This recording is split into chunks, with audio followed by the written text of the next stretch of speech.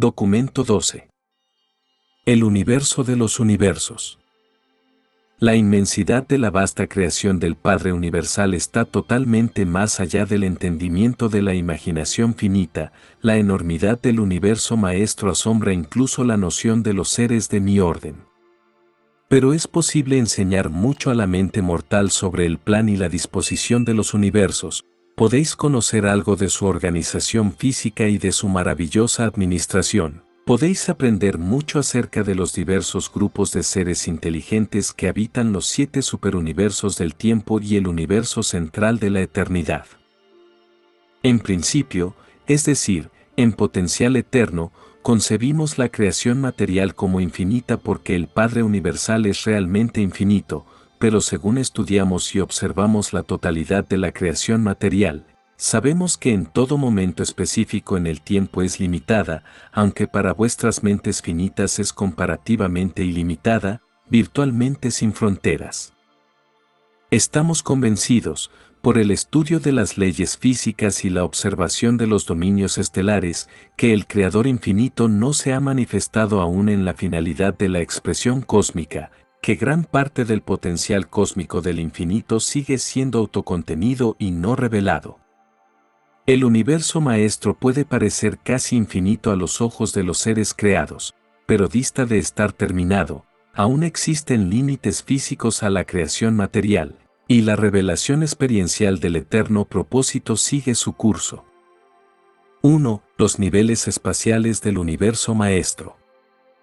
El universo de universos no es un plano infinito, un cubo sin fronteras ni un círculo ilimitado, ciertamente tiene dimensiones.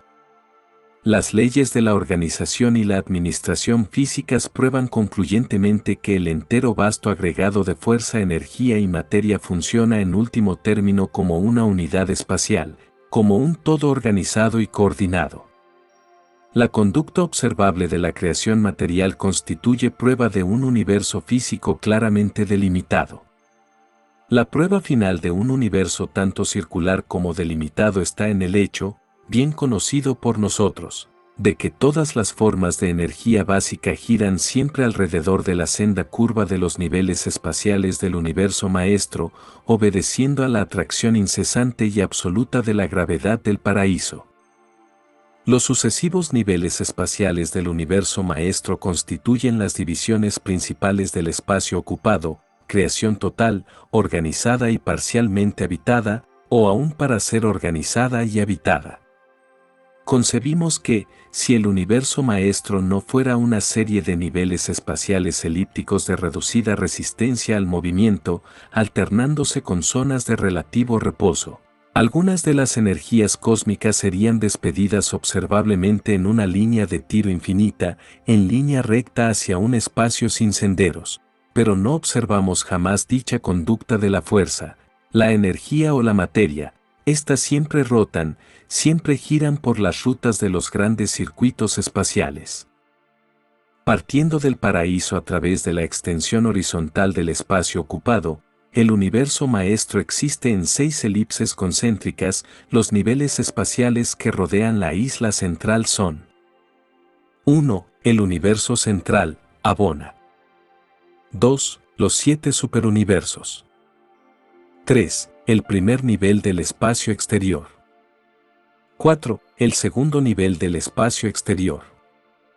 5. El tercer nivel del espacio exterior.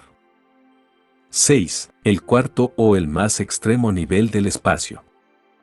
Abona, el universo central, no es una creación del tiempo, es una existencia eterna. Este universo sin principio ni fin consta de 1000 millones de esferas de perfección sublime y está rodeado por los enormes cuerpos oscuros de gravedad. En el centro de Abona está la estacionaria y absolutamente estabilizada isla del paraíso, rodeada por sus 21 satélites. Debido a las enormes masas de cuerpos oscuros de gravedad que la rodean en el límite del universo central, el contenido de masa de esta creación central es muchísimo mayor que la totalidad de masa conocida de los 7 sectores del gran universo. El sistema paraíso Abona, el eterno universo que rodea la isla eterna, constituye el núcleo perfecto y eterno del universo maestro. Los 7 superuniversos y todas las regiones del espacio exterior giran en órbitas establecidas alrededor del gigantesco agregado central de los satélites del paraíso y de las esferas de Abona. Los 7 superuniversos no son organizaciones físicas primarias, en ningún lugar dividen sus fronteras una familia nebular, ni tampoco cruzan ellas un universo local, una unidad creativa principal. Cada superuniverso es simplemente una agrupación geográfica en el espacio de aproximadamente una séptima parte de la creación organizada post-Abona y parcialmente habitada, y cada uno es aproximadamente equivalente a los otros en el número de universos locales que comprende y en el espacio que le corresponde. Nevadon, vuestro universo local, es una de las creaciones más nuevas en Orbonton, el séptimo superuniverso. El gran universo es la actual creación organizada y habitada. Consiste en los 7 superuniversos, con un potencial evolucionario total de alrededor de 7 billones de planetas habitados, sin mencionar las esferas eternas de la creación central. Pero este cálculo aproximado no toma en cuenta las esferas arquitectónicas administrativas, ni tampoco incluye los grupos exteriores de universos no organizados. La actual frontera irregular del gran universo, su periferia desigual y no acabada, juntamente con el estado enormemente inestable del entero plan astronómico, sugieren a nuestros astrónomos que aún los 7 superuniversos todavía no están completos. A medida que procedemos desde adentro, desde el centro divino hacia afuera en cualquier dirección, llegamos finalmente a los límites exteriores de la creación organizada y habitada. Llegamos a los límites exteriores del gran universo. Y es cerca de esta frontera exterior, en un rincón remoto de tan espléndida creación, que vuestro universo local tiene su existencia pletórica. Los niveles del espacio exterior. Lejos en el espacio, a una distancia enorme de los 7 superuniversos habitados, se están acumulando vastos e increíblemente maravillosos circuitos de fuerza y energías en vías de materialización. Entre los circuitos de energía de los 7 superuniversos y este gigantesco cinturón exterior de la actividad de fuerza, hay una zona espacial de relativa calma, que varía en anchura pero con un promedio de aproximadamente 400.000 años luz. Estas zonas espaciales están libres de polvo estelar, niebla cósmica. Nuestros estudiosos de estos fenómenos están en duda en cuanto a la condición exacta de las fuerzas espaciales que existen en esta zona de calma relativa que rodea a los 7 superuniversos. Pero alrededor de medio millón de años luz más allá de la periferia del gran universo presente, observamos los comienzos de una zona de increíble acción energética que aumenta en volumen e intensidad por más de 25 millones de años luz. Estas enormes ruedas de fuerzas energizantes están ubicadas en el primer nivel del espacio exterior, un cinturón continuo de actividad cósmica que rodea toda la creación conocida, organizada y habitada. Actividades aún más grandes están teniendo lugar más allá de estas regiones, pues los físicos de Ubersa han detectado indicios iniciales de manifestaciones de fuerza a más de 50 millones de años luz más allá de la parte más exterior de los fenómenos en el primer nivel del espacio exterior. Estas actividades presagian indudablemente la organización de las creaciones materiales del segundo nivel del espacio exterior del universo maestro. El universo central es la creación de la eternidad. Los 7 superuniversos son las creaciones del tiempo. Los 4 niveles del espacio exterior están destinados indudablemente a evolucionar la ultimidad de la creación. También están los que dicen que el infinito no puede alcanzar jamás plena expresión sino en la infinidad, y por lo tanto postulan una creación adicional y no revelada más allá del 4º nivel espacial exterior, un universo posible de infinidad, sin fin y en constante expansión. En teoría no sabemos cómo limitar la infinidad del Creador ni la infinidad potencial de la creación, pero tal como existe y es administrada, consideramos que el universo maestro tiene limitaciones, siendo definitivamente delimitado y contenido en sus fronteras exteriores por el espacio abierto. 2. Los dominios del absoluto no cualificado. Cuando los astrónomos de Urantia escudriñan los misterios del espacio exterior a través de sus telescopios cada vez más poderosos y contemplan la sorprendente evolución de universos físicos casi incontables, deberían darse cuenta de que están contemplando la obra poderosa de los planes inescrutables de los arquitectos del universo maestro. Es verdad que poseemos pruebas que sugieren la presencia de ciertas influencias de la personalidad paradisíaca aquí y allá a través de las vastas manifestaciones de energía que caracterizan ahora a estas regiones exteriores, pero desde un punto de vista más amplio las regiones espaciales que se extienden más allá de los límites exteriores de los 7 superuniversos se reconocen generalmente como constituyendo los dominios del absoluto no cualificado. Aunque a simple vista el ser humano tan solo puede ver 2 o 3 nebulosas más allá de las fronteras del superuniverso de Orbonton, vuestros telescopios literalmente revelan millones y millones de estos universos físicos en proceso de formación. La mayoría de los dominios estelares visualmente expuestos a la investigación de vuestros telescopios modernos están en Orbonton, pero mediante la técnica fotográfica, los telescopios más poderosos penetran mucho más allá de las fronteras del gran universo, hasta los dominios del espacio exterior, allí donde incontables universos están en proceso de organización. También existen otros millones de universos fuera del alcance de vuestros instrumentos presentes.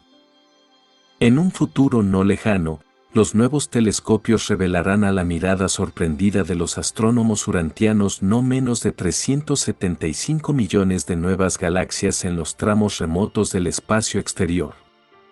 Al mismo tiempo, estos telescopios más poderosos revelarán que muchos universos aislados que anteriormente se creía que estaban en el espacio exterior, son en realidad parte del sistema galáctico de Orbonton. Los 7 superuniversos aún están creciendo, la periferia de cada uno de ellos se está expandiendo gradualmente, nuevas nebulosas se están estabilizando y organizando constantemente, y algunas de las nebulosas que los astrónomos de Urantia consideran extragalácticas están en realidad junto a la frontera de Orbonton y viajan con nosotros. Los astrónomos ubersanos observan que el gran universo está rodeado por los antepasados de una serie de conjuntos estelares o planetarios que rodean completamente la presente creación habitada como anillos concéntricos de múltiples universos exteriores.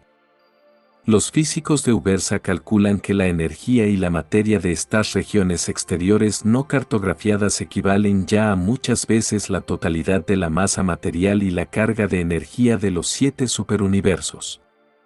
Se nos informa que la metamorfosis de la fuerza cósmica en estos niveles del espacio exterior es función de los organizadores de la fuerza del paraíso. Sabemos también que estas fuerzas son ancestrales a aquellas energías físicas que presentemente activan el gran universo. Los directores de poder de Orbonton, sin embargo, no tienen nada que ver con estos dominios ultrarremotos, ni tampoco están los movimientos de la energía que allí ocurren discerniblemente conectados con los circuitos de poder de las creaciones organizadas y habitadas. Poco sabemos sobre la significación de estos extraordinarios fenómenos del espacio exterior. Una mayor creación del futuro está en proceso de formación. Podemos observar su inmensidad, discernir su extensión y percibir sus dimensiones majestuosas, pero por lo demás conocemos poco más de lo que conocen los astrónomos de Urantia acerca de estos ámbitos. A nuestro entender, en este anillo exterior de nebulosas, soles y planetas no existen seres materiales del orden de los humanos, ni ángeles ni otras criaturas espirituales. Este dominio distante está más allá de la jurisdicción y administración de los gobiernos de los superuniversos. En todo Orbonton se cree que se está gestando un nuevo tipo de creación, un orden de universos destinados a convertirse en el escenario de las actividades futuras de los cuerpos de los finalistas ahora en formación, Y si nuestras conjeturas son correctas, entonces el futuro interminable deparará para todos vosotros los mismos maravillosos espectáculos que el pasado interminable reservara a vuestros mayores y antepasados. 3. La gravedad universal. Todas las formas de fuerza, energía, material, mental o espiritual, están igualmente sujetas a aquellas atracciones, a aquellas presencias universales que llamamos gravedad. La personalidad también responde a la gravedad, al circuito exclusivo del Padre, pero aunque este circuito es exclusivo del Padre, no está excluido el de los otros circuitos. El Padre Universal es infinito y actúa sobre todos los 4 circuitos de la gravedad absoluta en el universo maestro. 1. La gravedad de personalidad del Padre Universal. 2. La gravedad espiritual del Hijo Eterno. 3. La gravedad mental del actor conjunto. 4. La gravedad cósmica de la isla del paraíso. Estos 4 circuitos no están relacionados con el centro de fuerza del paraíso bajo, no son ni circuitos de fuerza, ni de energía, ni de poder. Son circuitos absolutos de presencia y, como Dios, son independientes del tiempo y el espacio. Respecto a esto es interesante notar ciertas observaciones realizadas en recientes milenios en Ubersa por el Cuerpo de Investigadores de la Gravedad. Este grupo de expertos ha llegado a las siguientes conclusiones respecto a los diferentes sistemas de gravedad del universo maestro. 1. Gravedad física. Habiendo formulado un cálculo de la suma total de la capacidad de gravedad física del gran universo, han efectuado un laborioso cotejo de estos resultados con el cálculo total de la presencia de la gravedad absoluta que funciona presentemente. Estos cálculos indican que la acción total de la gravedad en el gran universo es una porción muy pequeña de la atracción de gravedad estimada del paraíso, computada en base a la respuesta gravitacional de las unidades físicas básicas de la materia del universo. Estos investigadores llegan a la pasmosa conclusión de que el universo central y los 7 superuniversos que lo rodean están presentemente haciendo uso de aproximadamente un 5% de la función activa de la atracción de la gravedad absoluta del paraíso. En otras palabras, en este momento, alrededor del 95% de la acción de la gravedad cósmica activa de la isla del paraíso, computada sobre la base de esta teoría de totalidad, está dedicada a controlar sistemas materiales más allá de las fronteras de los actuales universos organizados. Todos estos cálculos se refieren a la gravedad absoluta. La gravedad lineal es un fenómeno interactivo que se puede computar solo si se conoce la verdadera gravedad del paraíso. 2. Gravedad espiritual. Mediante igual técnica de cómputo y cálculo comparativos, estos investigadores han explorado la capacidad actual de reacción de la gravedad espiritual y, con la cooperación de los mensajeros solitarios y de otras personalidades espirituales, han llegado al total de la gravedad espiritual activa de la segunda fuente y centro. Es ilustrativo el mencionar que encuentran aproximadamente el mismo valor para la presencia real y funcional de la gravedad del espíritu en el gran universo que postulan para el presente total de la gravedad activa espiritual. Dicho de otro modo, en este momento, prácticamente toda la gravedad espiritual del Hijo Eterno, computada sobre la base de esta teoría de totalidad, puede ser observada funcionando en el gran universo. Si estos descubrimientos son confiables, podemos concluir que los universos que ahora evolucionan en el espacio exterior son en este momento completamente no espirituales. Y si esto es cierto, explicaría satisfactoriamente por qué los seres dotados de espíritu poseen tan poca o ninguna información acerca de estas vastas manifestaciones de energía, aparte de conocer el hecho de su existencia física. 3. Gravedad mental.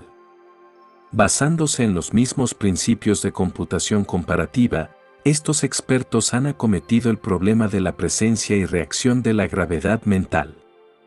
La unidad mental de estimación fue el resultado del promedio de 3 tipos de mentalidad material y 3 tipos de mentalidad espiritual, Aunque el tipo de mente de los directores de poder y sus asociados resultó ser un factor perturbador para los fines de llegar a una unidad básica para el cálculo de la gravedad mental, poco había que impidiera el cálculo de la capacidad presente de la tercera fuente y centro para la función de la gravedad mental de acuerdo con esta teoría de la totalidad. Aunque en este caso los hallazgos no son tan definitivos como en los cálculos de la gravedad física y espiritual, ellos son, si se los considera comparativamente, muy instructivos e incluso fascinantes. Estos investigadores deducen que alrededor del 85% de la respuesta de la gravedad mental a la atracción intelectual del actor conjunto se origina en el gran universo existente. Esto sugeriría la posibilidad de que haya participación de actividades mentales relacionadas con las actividades físicas observables actualmente en progreso en todos los dominios del espacio exterior. Si bien este cálculo probablemente dista de ser preciso, concuerda, en principio, con nuestra creencia de que organizadores de la fuerza inteligentes dirigen actualmente la evolución del universo en los niveles espaciales más allá de los actuales límites exteriores del gran universo. Sea cual fuere la naturaleza de esta inteligencia postulada, al parecer no responde a la gravedad del espíritu. Pero todos estos cómputos son, en el mejor de los casos, cálculos basados en leyes presuntas, los consideramos relativamente confiables. Aunque hubiera unos pocos seres espirituales en el espacio exterior, su presencia colectiva no influiría marcadamente sobre estos cálculos que conllevan dimensiones tan enormes. La gravedad de personalidad no es calculable. Reconocemos el circuito, pero no podemos medir ni cualitativa ni cuantitativamente las realidades que responden a ella. 4. El espacio y el movimiento.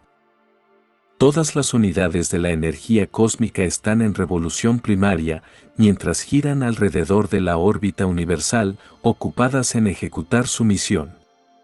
Los universos del espacio y los sistemas y mundos que los componen son esferas girantes que se mueven a lo largo de los circuitos interminables de los niveles espaciales del universo maestro. Absolutamente nada es estacionario en todo el universo maestro, excepto el centro mismo de Abona, la isla eterna del paraíso, el centro de la gravedad. El absoluto no cualificado está funcionalmente limitado al espacio, pero no estamos tan seguros sobre la relación de este absoluto con el movimiento. ¿Es el movimiento inherente al mismo?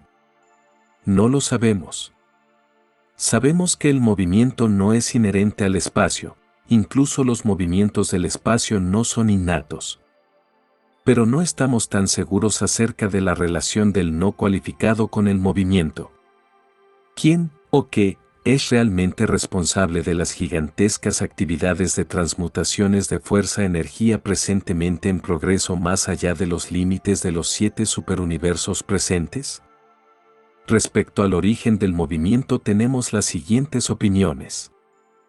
1. Pensamos que el actor conjunto da inicio al movimiento en el espacio. 2. Si el actor conjunto produce los movimientos del espacio, no podemos probarlo. 3. El absoluto universal no origina el movimiento inicial, pero sí equilibra y controla todas las tensiones originadas por el movimiento. En el espacio exterior, parece que los organizadores de la fuerza son los responsables de la producción de las gigantescas ruedas universales que se encuentran ahora en proceso de evolución estelar, pero su capacidad para funcionar de este modo debe haber sido posibilitada mediante una modificación de la presencia espacial del absoluto no cualificado. El espacio desde el punto de vista humano es nada, es negativo, existe solo en la medida en que se relaciona con algo positivo y no espacial. El espacio es, sin embargo, real. Contiene y condiciona el movimiento. Incluso se mueve. A grandes rasgos los movimientos del espacio se pueden clasificar de la siguiente manera. 1. Movimiento primario, respiración espacial, el movimiento del espacio mismo. 2. Movimiento secundario, las oscilaciones direccionales alternativas de los sucesivos niveles espaciales. 3. Movimientos relativos. Relativos en el sentido de que no se los evalúa tomando como base el paraíso. Los movimientos primario y secundario son absolutos, movimiento en relación con el paraíso inmóvil. 4. Movimiento compensatorio o correlativo destinado a coordinar todos los otros movimientos. La relación presente de vuestro Sol y sus planetas asociados, aunque revela muchos movimientos relativos y absolutos en el espacio, tiende a dar la impresión a los observadores astronómicos que estáis relativamente estacionarios en el espacio y que los conjuntos y sucesiones estelares circundantes vuelan hacia afuera a velocidades cada vez mayores a medida que calculáis hacia afuera en el espacio. Pero tal no es el caso. Vosotros no reconocéis la presente expansión uniforme hacia afuera de las creaciones físicas de todo el espacio ocupado. Vuestra propia creación local, Nevadon, participa de este movimiento de expansión universal hacia afuera. Los 7 superuniversos participan en los ciclos de respiración espacial de 2000 millones de años, juntamente con las regiones exteriores del universo maestro. Cuando los universos se expanden y se contraen, las masas materiales en el espacio ocupado se mueven alternativamente a favor y en contra de la atracción de la gravedad del paraíso. El trabajo realizado en el movimiento de la masa de energía material de la creación es trabajo espacial, pero no trabajo de poder-energía.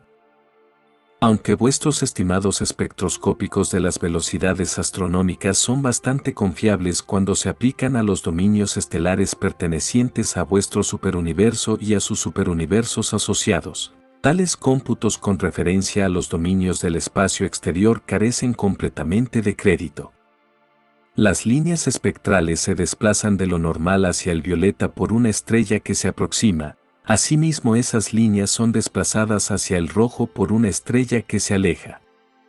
Muchas influencias se interponen dando la impresión de que la velocidad recesional de los universos exteriores aumenta en la proporción de más de 160 km por segundo por cada millón de años luz que aumente en distancia. Con este método de cómputo, y cuando haya telescopios más poderosos, parecerá que estos sistemas remotísimos se están alejando de esta parte del universo a la increíble velocidad de aproximadamente 50.000 km por segundo.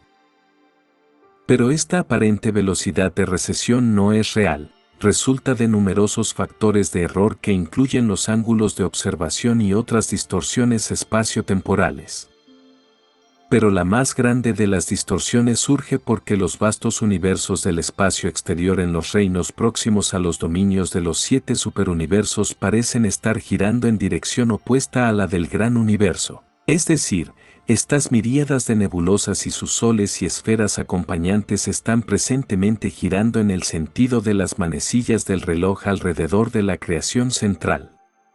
Los 7 superuniversos giran alrededor del paraíso en dirección opuesta a las manecillas del reloj.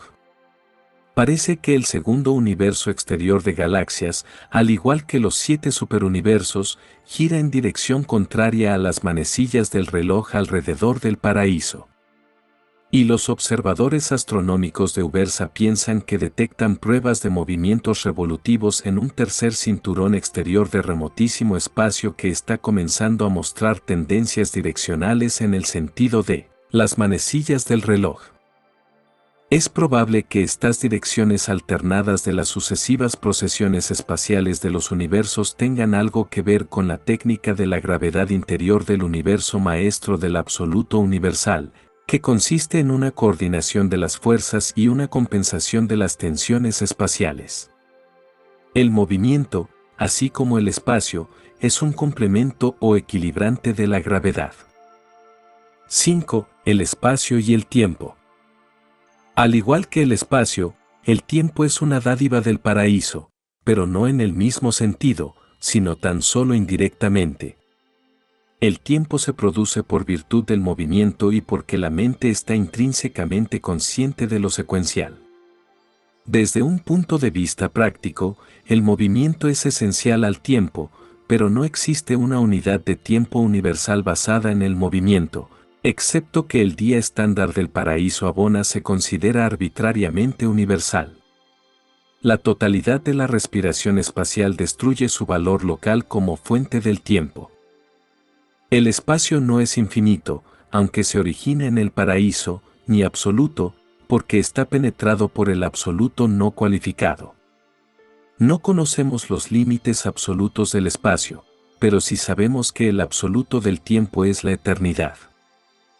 El tiempo y el espacio son inseparables tan solo en las creaciones espaciotemporales, los 7 superuniversos. El espacio no temporal, espacio sin tiempo, existe teóricamente, pero el único lugar verdaderamente no temporal es el área del paraíso. El tiempo no espacial, tiempo sin espacio, existe en la mente correspondiente al nivel funcional del paraíso.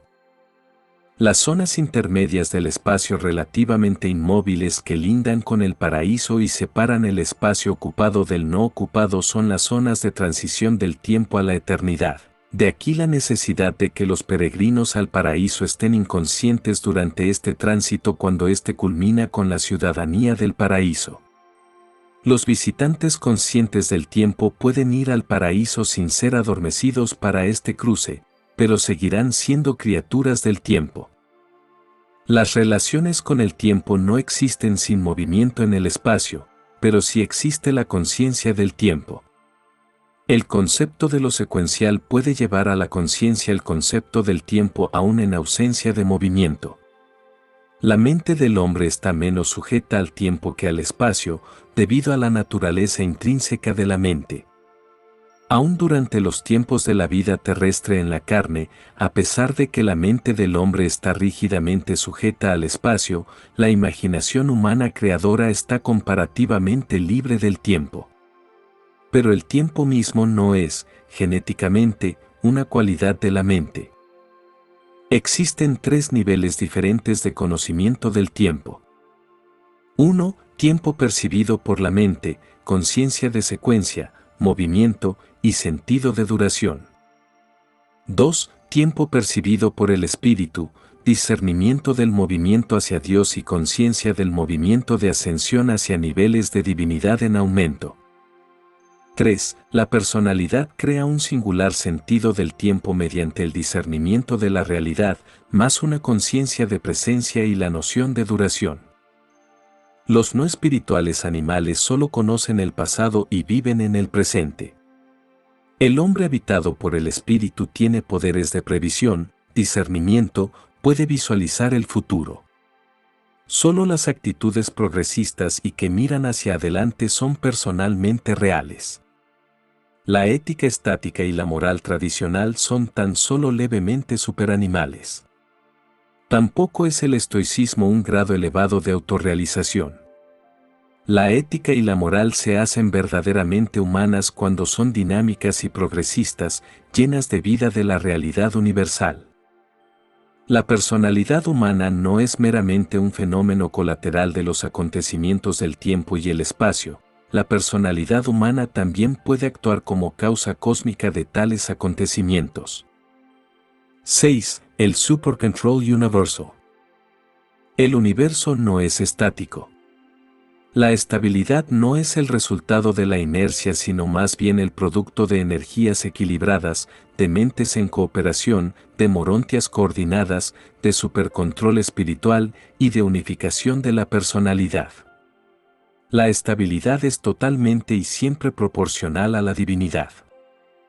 En el control físico del universo maestro, el Padre Universal ejerce prioridad y primacía a través de la isla del paraíso. Dios es absoluto en la administración espiritual del cosmos en la persona del Hijo Eterno. Respecto a los dominios de la mente, el Padre y el Hijo funcionan en forma coordinada en el actor conjunto.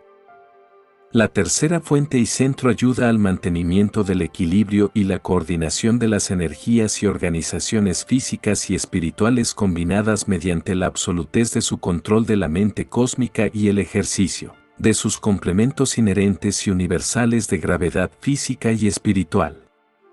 Cuando quiera y donde quiera que ocurra un enlace entre lo material y lo espiritual, ese fenómeno mental es un acto del Espíritu Infinito. Solo la mente puede interasociar las fuerzas y energías físicas del nivel material con los poderes y seres espirituales del nivel del espíritu.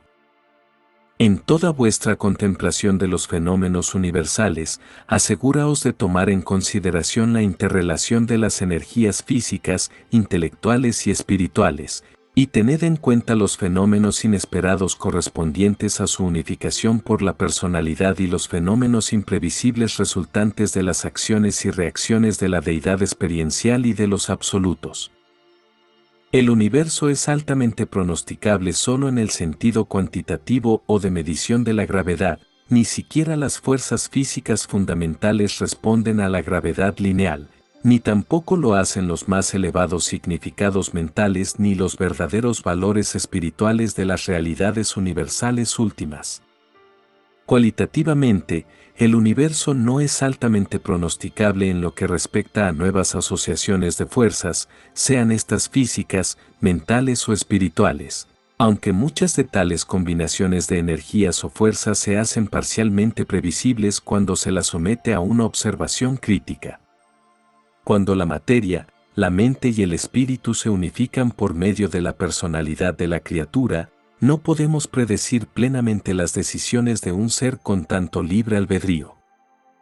Todas las fases de fuerza primordial, espíritu incipiente y otras ultimidades no personales parecen reaccionar de acuerdo con ciertas leyes relativamente estables pero desconocidas, y se caracterizan por una latitud de actuación y una flexibilidad de respuesta que resultan a menudo desconcertantes cuando se las encuentra en los fenómenos de una situación específica y aislada. ¿Cuál es la explicación de esta imprevisible libertad de reacción revelada por estas realidades universales emergentes? Estos desconocidos e insondables sucesos imprevistos ya pertenezcan al comportamiento de una unidad primordial de fuerza, la reacción de un nivel mental no identificado, o el fenómeno de un vasto preuniverso en vías de creación en los dominios del espacio exterior, probablemente revelan las actividades del último y las actuaciones de los absolutos, que preceden la función de todos los creadores universales. No sabemos realmente, pero suponemos que versatilidad tan sorprendente y coordinación tan profunda significan la presencia y actuación de los absolutos, y que tal diversidad de respuesta frente a una causación aparentemente uniforme revela la reacción de los absolutos, no solo a la causación inmediata y situacional, sino también a todas las demás causaciones en el entero universo maestro. Los individuos tienen sus guardianes del destino, los planetas, sistemas, constelaciones, universos y superuniversos cuentan cada uno con sus respectivos soberanos que laboran por el bien de sus dominios. Abona e incluso el gran universo son vigilados por aquellos a quienes se ha confiado tan alta responsabilidad. Pero ¿quién fomenta y atiende las necesidades fundamentales del universo maestro como un todo, desde el paraíso hasta el cuarto y más exterior de los niveles espaciales? Existencialmente tal sobreprotección probablemente es atribuible a la Trinidad del Paraíso, pero desde el punto de vista experiencial, la aparición de los universos post-Abona depende de 1. Los absolutos en potencial. 2. El último en dirección. 3. El supremo en coordinación evolutiva. 4. Los arquitectos del universo maestro en administración, antes de la aparición de los soberanos específicos. El absoluto no cualificado penetra todo el espacio. No tenemos completamente claro el estado exacto del absoluto de deidad y el absoluto universal, pero sabemos que este último funciona donde quiera que funcionan el absoluto de deidad y el absoluto no cualificado. El absoluto de deidad puede estar universalmente presente, pero difícilmente presente en el espacio. El último está, o alguna vez estará, presente en el espacio hasta las fronteras exteriores del cuarto nivel espacial. Dudamos que el último tenga jamás una presencia espacial más allá de la periferia del universo maestro, pero dentro de estos límites el último integra progresivamente la organización creativa de los potenciales de los tres absolutos. 7. La parte y el todo. Una ley inexorable e impersonal que es equivalente a la función de una providencia cósmica, opera a través de todo el tiempo y el espacio y respecto a toda realidad cualquiera sea su naturaleza. La misericordia caracteriza la actitud del amor de Dios por el individuo, la imparcialidad motiva la actitud de Dios hacia la totalidad. La voluntad de Dios no prevalece necesariamente en la parte, el corazón de una personalidad determinada, pero su voluntad realmente gobierna la totalidad, el universo de los universos.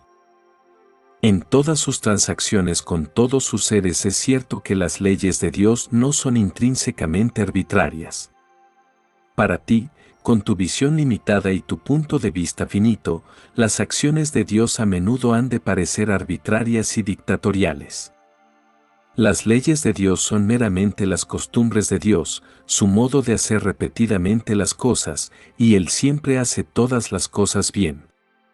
Observas que Dios hace la misma cosa del mismo modo, y repetidas veces, sencillamente porque es la mejor manera de hacer esa cosa particular en una circunstancia dada, y la mejor manera es la manera correcta, y por lo tanto la sabiduría infinita siempre lo ordena de esa manera precisa y perfecta. Debes recordar también que la naturaleza no es acción exclusiva de la deidad, existen otras influencias en esos fenómenos que el hombre llama naturaleza. Es repugnante a la naturaleza divina tolerar cualquier tipo de deterioro o aún permitir en momento alguno la realización de un acto puramente personal de una manera inferior. Debe aclararse, sin embargo, que sí, en la divinidad de cualquier situación, en lo extremo de cualquier circunstancia, en cualquier caso donde el curso de la sabiduría suprema pudiera indicar la demanda de una conducta diferente, si la demanda de perfección pudiera por cualquier razón dictar otro método de reacción, uno mejor, entonces y allí mismo el Dios omnisapiente funcionaría de esa manera mejor y más adecuada.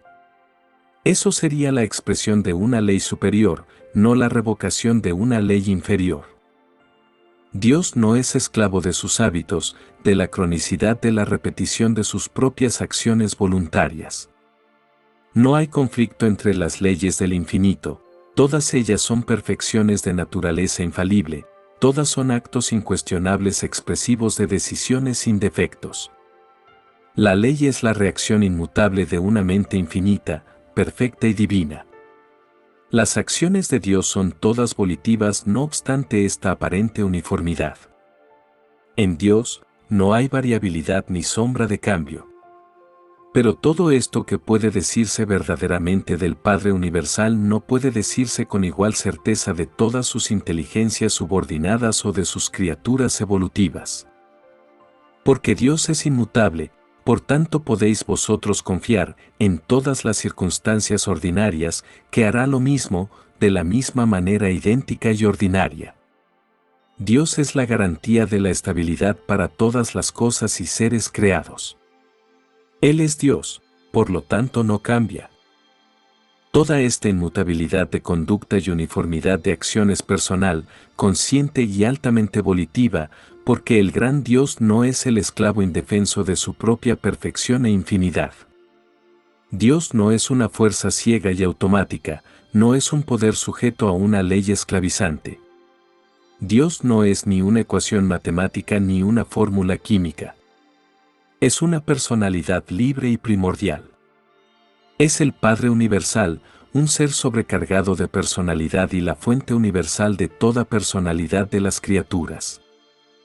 La voluntad de Dios no prevalece uniformemente en el corazón del mortal material que busca a Dios, pero si el marco temporal se extiende más allá del momento de abarcar la totalidad de la primera vida, entonces la voluntad de Dios se hace cada vez más discernible en los frutos del Espíritu que se producen en la vida de los hijos de Dios guiados por el Espíritu.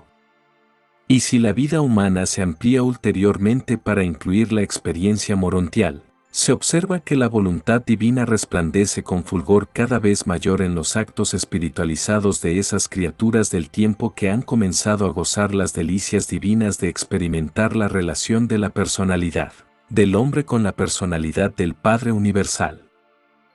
La paternidad de Dios y la fraternidad del hombre presentan una paradoja de la parte y el todo en el nivel de la personalidad. Dios ama a cada individuo como hijo individual de la familia celeste. Sin embargo, Dios así ama a todos los individuos, no tiene preferidos, y la universalidad de su amor produce una relación de totalidad, la fraternidad universal.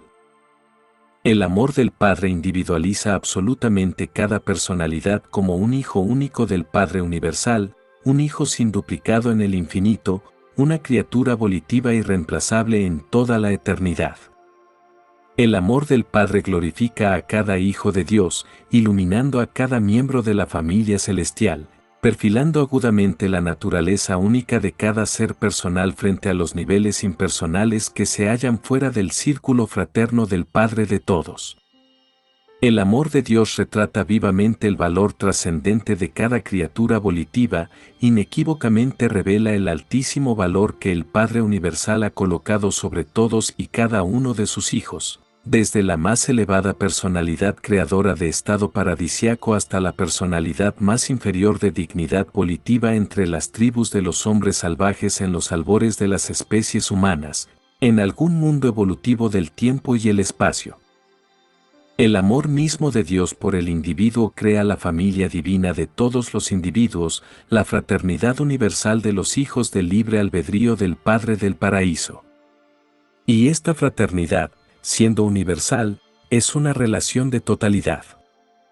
La fraternidad, cuando es universal, no revela la relación con un individual, sino la relación con los todos. La fraternidad es una realidad de lo total y por lo tanto revela cualidades de la totalidad, en contradicción con las cualidades de la parte. La fraternidad constituye un hecho de relación entre todas las personalidades en la existencia universal. Ninguna persona puede evadir los beneficios o las sanciones que puedan sobrevenirle como resultado de una relación con otras personas.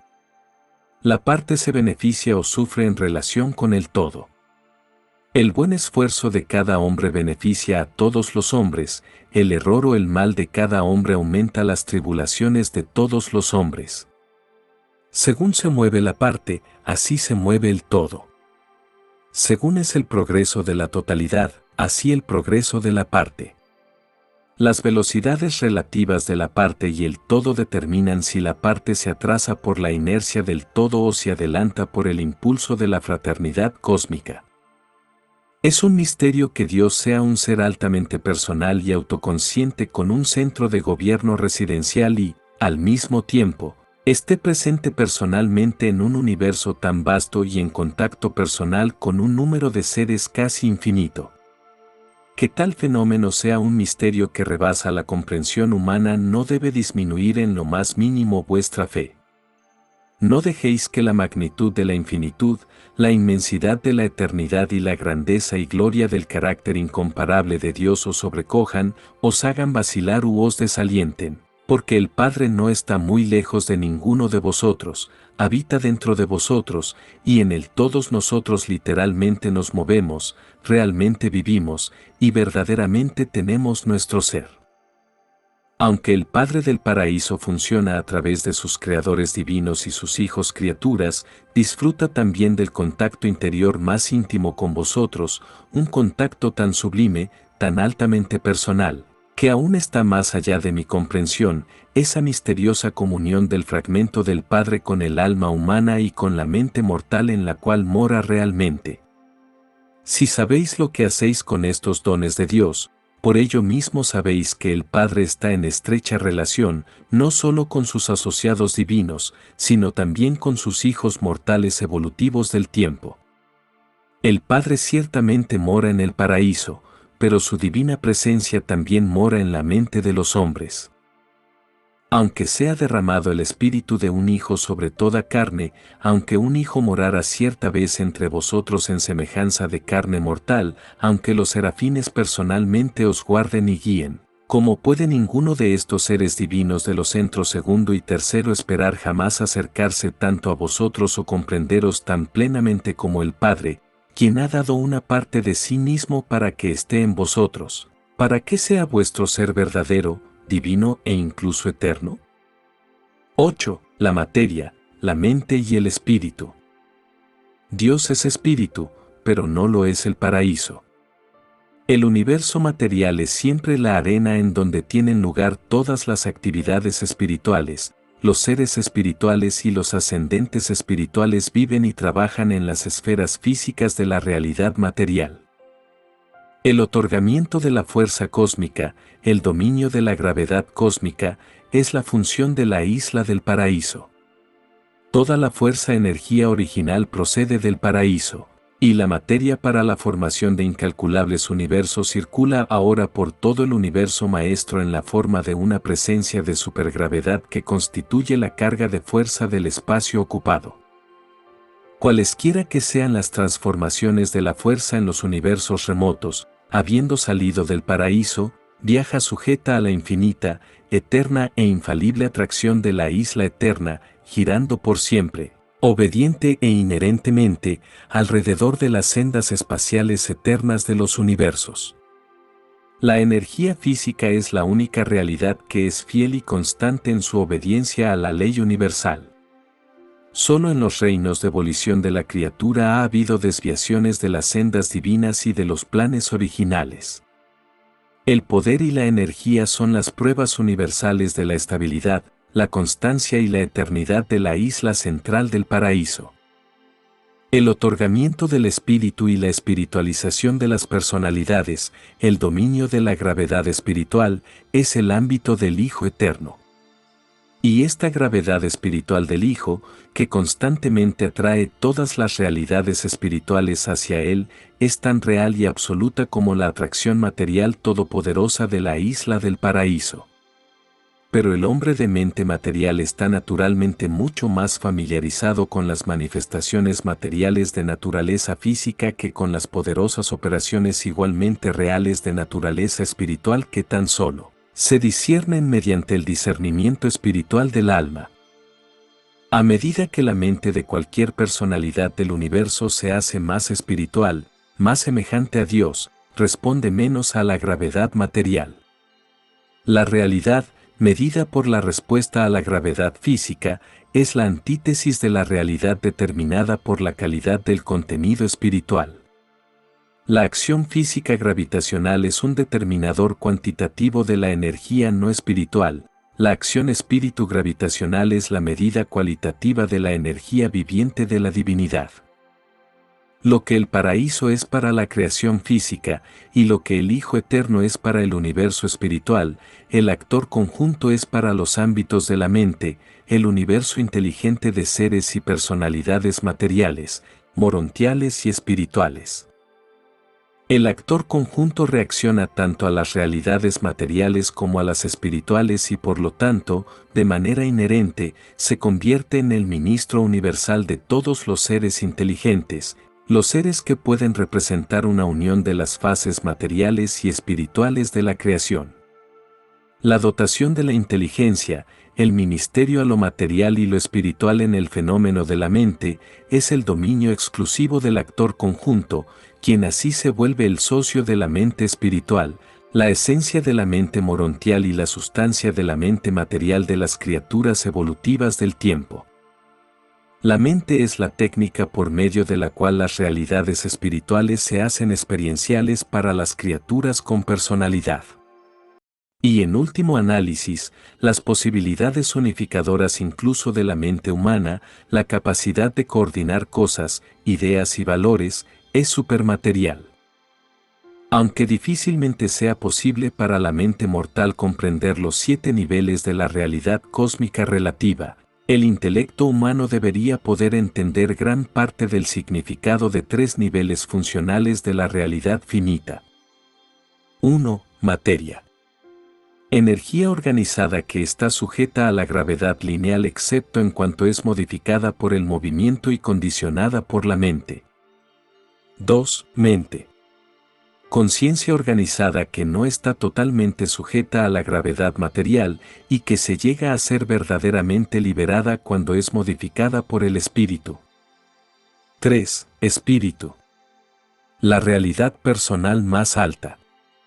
El verdadero espíritu no está sujeto a la gravedad física, pero finalmente se convierte en la influencia motivadora de todos los sistemas de energía evolutiva de la dignidad de la personalidad. La meta de la existencia de todas las personalidades es el espíritu, las manifestaciones materiales son relativas y la mente cósmica interviene entre estos opuestos universales. La dotación de la mente y la administración del espíritu son obra de las personas asociadas de la deidad, el Espíritu Infinito y el Hijo Eterno. La realidad total de la deidad no es mente sino espíritu-mente, mente-espíritu unificado por la personalidad. No obstante, los absolutos tanto del espíritu como el objeto convergen en la persona del Padre Universal. En el paraíso, las tres energías, física, mental y espiritual, se hallan coordinadas. En el cosmos evolutivo, la energía materia es dominante excepto en la personalidad, donde el espíritu, a través de la mediación de la mente, lucha por imponerse. El espíritu es la realidad fundamental de la experiencia de la personalidad de todas las criaturas, porque Dios es espíritu. El espíritu es inmutable, y por lo tanto, en todas las relaciones personales, trasciende tanto la mente como la materia, que son variables experienciales del logro progresivo. En la evolución cósmica, la materia es la sombra filosófica proyectada por la mente en presencia de la luminosidad espiritual del esclarecimiento divino, pero esto no invalida la realidad de la materia-energía. La mente, la materia y el espíritu son igualmente reales, pero no son de igual valor para la personalidad en el logro de la divinidad. La conciencia de la divinidad es una experiencia espiritual progresiva. Cuanto más brillante sea el resplandor de la personalidad espiritualizada, el Padre en el universo, el fragmento de personalidad espiritual potencial en la criatura individual, tanto más grande será la sombra proyectada por la mente interviniendo sobre su investidura material. En el tiempo, el cuerpo del hombre es tan real como la mente o el espíritu, pero en la muerte, tanto la mente, identidad, como el espíritu sobreviven, mientras que el cuerpo no sobrevive. Una realidad cósmica puede no existir en la experiencia de personalidad.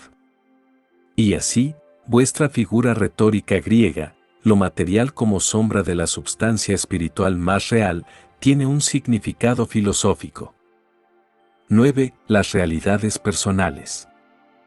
El espíritu es la realidad personal básica de los universos, y la personalidad es básica para toda experiencia progresiva con la realidad espiritual. Cada fase de la experiencia de la personalidad en cada nivel sucesivo de progresión universal abunda en pistas para el descubrimiento de fascinantes realidades personales. El verdadero destino del hombre consiste en la creación de metas nuevas y espirituales y luego responder a los atractivos cósmicos de tales metas excelsas de valor no material. El amor es el secreto de la asociación beneficiosa entre las personalidades. No es posible conocer realmente a una persona como resultado de un solo encuentro.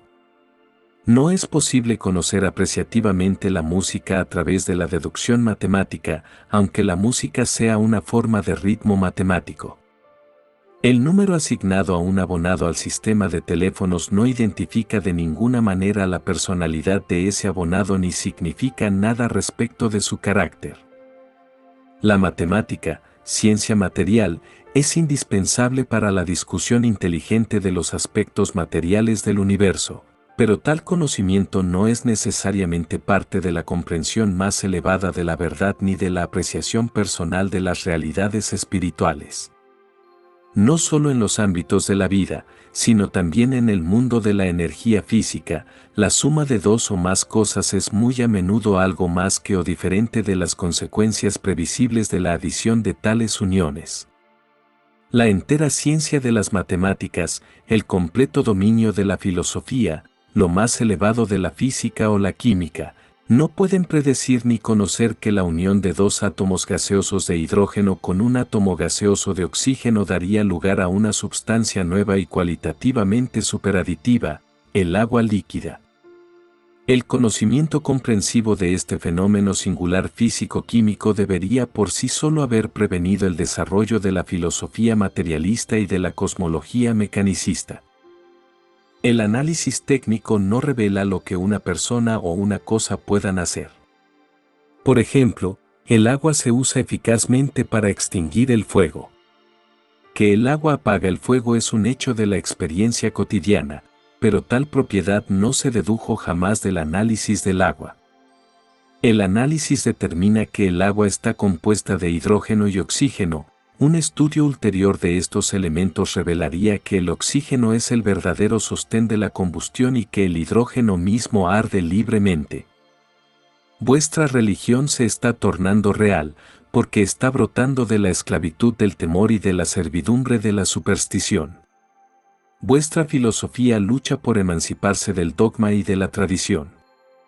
Vuestra ciencia está empeñada en una contienda a través de las edades entre la verdad y el error, mientras lucha por liberarse de la servidumbre de la abstracción, la esclavitud de las matemáticas y la relativa ceguera del materialismo mecanicista. El hombre mortal tiene un núcleo espiritual. La mente es un sistema de energía personal que existe alrededor de un núcleo espiritual divino y que funciona en un ambiente material. Tal relación vital de mente personal y espíritu constituye la potencialidad universal de la personalidad eterna. Los problemas graves, la desilusión permanente, las derrotas estrepitosas, o la muerte inescapable solo ocurren cuando los autoconceptos tienen la arrogancia de desplazar totalmente el poder dominante del núcleo espiritual central, destruyendo así el esquema cósmico de la identidad de la personalidad. Gracias por escucha Urantia.